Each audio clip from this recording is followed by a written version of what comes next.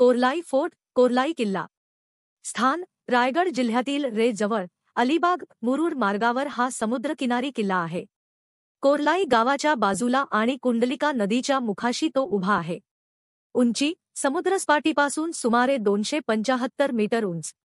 इतिहास हा किल्ला IS 1521 मध्ये पोर्तुगीजांनी बांधला.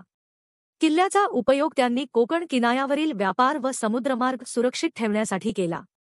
किल्ल्यातून समुद्र आणि आसपासच्या परिसरावर लक्ष ठेवणे सोपे होते. मराठे आणि पोर्तुगीज यांच्यात या किल्ल्याबाबत अनेक संघर्ष झाले. रचना किल्ल्याला सुमारे 11 दरवाजे आहेत. आत मोठे तटबंदीचे अवशेष, बुरुज आणि चर्च दिसते. किल्ल्यात एक पोर्तुगीज काळातील शिलालेख व जुन्या तोफांचे अवशेष पाहायला मिळतात.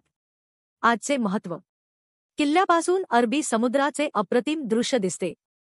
हा किल्ला पर्यटनासाठी व इतिहासप्रेमींसाठी महत्त्वाचा आहे.